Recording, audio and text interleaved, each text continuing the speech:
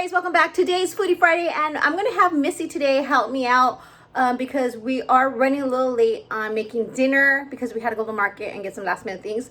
So she's gonna help me out in this one, which will be a lot of fun. I'm gonna be using my new Tender Crisp, so we're gonna use the Instant-Pot part of it. We're gonna make roast, and I think I'm gonna throw it over mashed potatoes.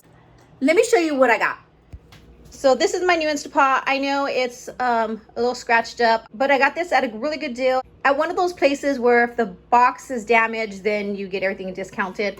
So the box is damaged. It was a little scratched up, but everything pretty much is there. And if you want to see how this meal turns out and how to make it in the Instant-Pot, or see if it turns out to be a fail because it's my first time, then keep on watching. Okay, so we have potatoes boiling for the mashed potatoes. Missy is going to start off here with opening the meat. I got a chuck round. This is about 3 pounds. You can go ahead and use anywhere from 3 to 5 pounds. Missy has gloves on because she does not want to touch the meat. You can use a chuck roast, a beef round, or a rump roast. Any of that is a good piece of meat to use for this. Now Missy's cutting up 2 onions, and we're gonna do chunks. We're doing big pieces. Okay, so now that's all cut up.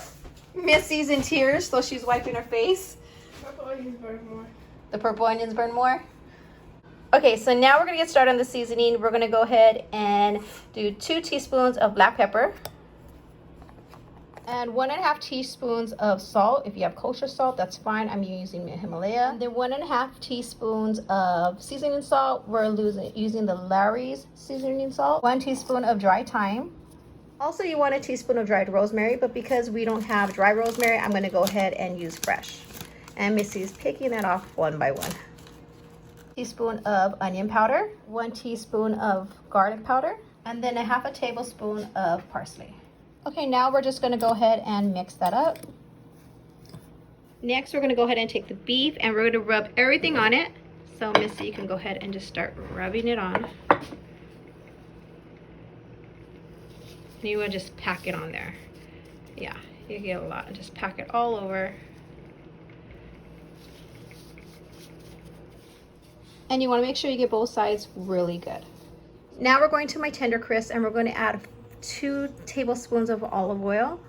I only have 1/2 tablespoon, so we're going to do 4 of those. Next, we're going to go ahead and saute our foods. So I'm putting power on. I'm hitting saute. Now that I hear it sizzling, it is ready. We're going to go ahead and saute the meat. So we're going to go ahead and just put the meat straight in it. Just drop it in there.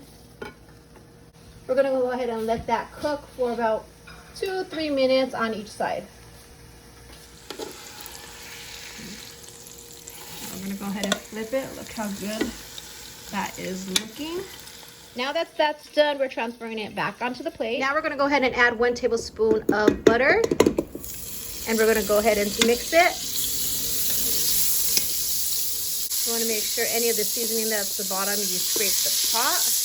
This is a non-stick pot, so it's working pretty good. Now Missy's gonna go ahead and pour in all the onions, and then she's gonna go ahead and mix that all up. And we're gonna saute that. That's what saute.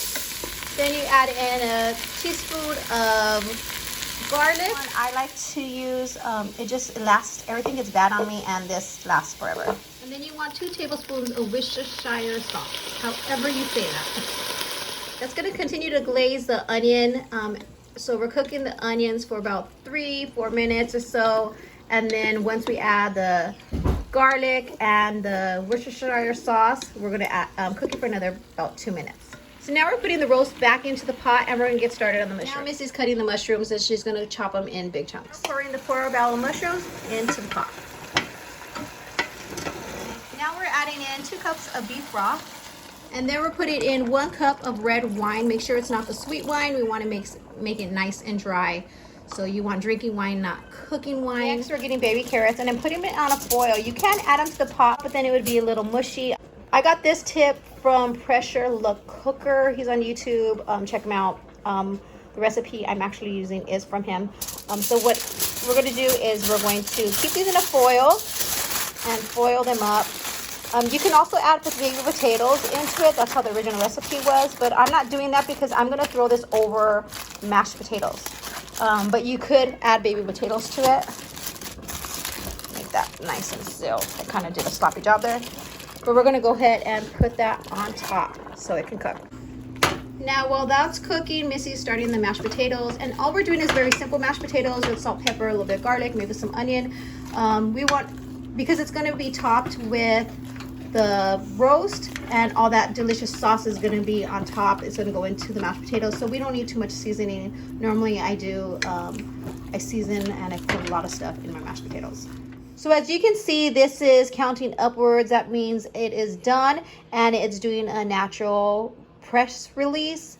We're going to go ahead and let that go for 15 minutes, and while that is doing its thing, we're going to do the next step. We're going to make this cornstarch slurry thing. We have 3 tablespoons of cornstarch with 3 tablespoons of water.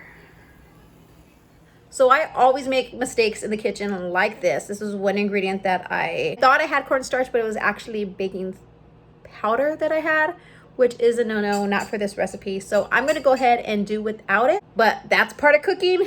There's mistakes, so hopefully it's still good. I think it just kind of thickens the broth, so I think we'll be good.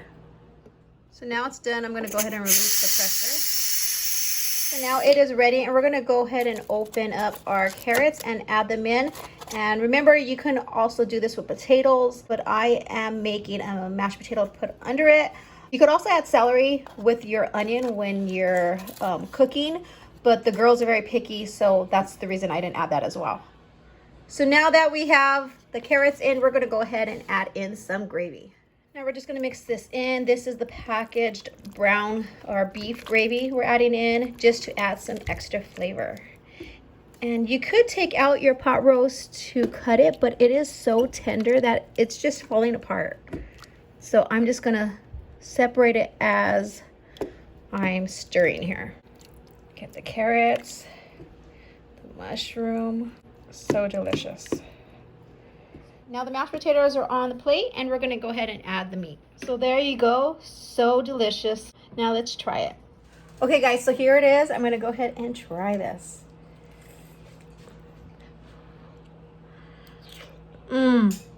So good. Now Missy's trying it. I told her to try it before she adds her tapatio, because she puts tapatio on everything. How is it? Good. Good? All right. And you're very picky, so that's a win. Now we're going to go ahead and finish eating as a family, and then we're going to do the part that we like most and we look forward to is the dishes. We all hate the dishes. We already know that.